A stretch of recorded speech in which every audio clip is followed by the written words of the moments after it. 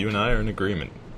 I'm a criminal for having waited until now to play Limbo, which was released over a year ago by developer Playdead for Xbox Live Arcade. I knew as much when the excitement was in full effect a year ago, and I know it all the more after having waited until now in order to play it on the PC.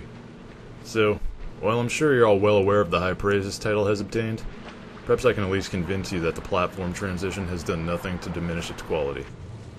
Upon launching the game for the first time, players are brought directly into the world of Limbo, a cold opening, to put it technically, without so much as a word to introduce you to the unforgiving world of blacks, whites, and grays. The fact that the majority of objects and terrain in Limbo, while beautiful, are mere silhouettes suits the world's ambiguous nature. The game's story, of which I was informed elsewhere, is of a boy searching for his sister. Absolutely everything else is left entirely up to interpretation. All of the denizens of Limbo's world are as wary of you as you are of them. Most will flee, try to kill you, or do some combination of both. Never are you given an opportunity to communicate with, well, much of anything.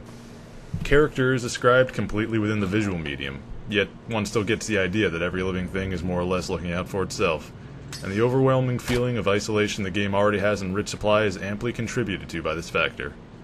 Lonesome, harsh world in which death looms just about everywhere. While Limbo is a 2D puzzle platformer, it demands little in the way of quick response time or precision input from the player. There may be particular instances in which frustration arrives of way of being unable to complete a sequence in quite enough time. However, if you take a step back, consider the game's internal logic, and first solve things mentally, then one is typically able to complete a puzzle with only minimal thumb stress. The consistent logic of the world is one of its most beautiful and immersing aspects, actually. For example, at one point, the player encounters a device which, in a certain area, reverses the gravity of objects. When active, pebbles and rocks in the background do likewise, and lift to the ceilings of their respective enclosures. The background is completely unreachable by the protagonist, and is present entirely for the sake of atmosphere.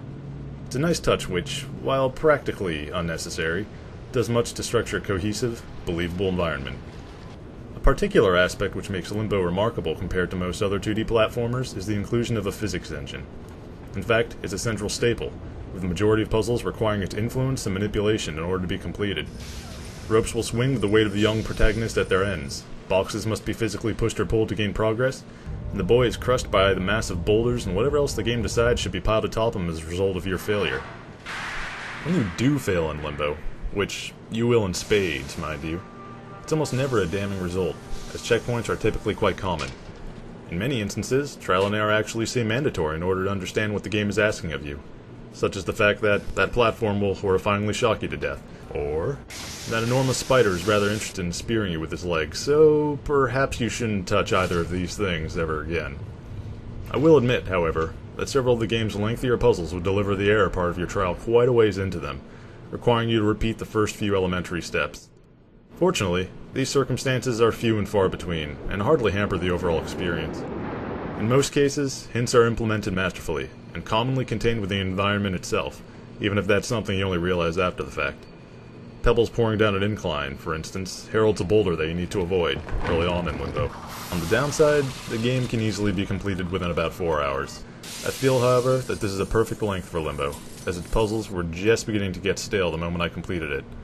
While at the original cost of 15 greenbacks, some may have found the price of admission just barely too steep, the PC version offers one of the best experiences you can find for $10. You've no excuses left to not give this beautiful, atmospheric experience a shot, as if you're watching this, you undoubtedly own at least one of the platforms on which you can buy and play Limbo.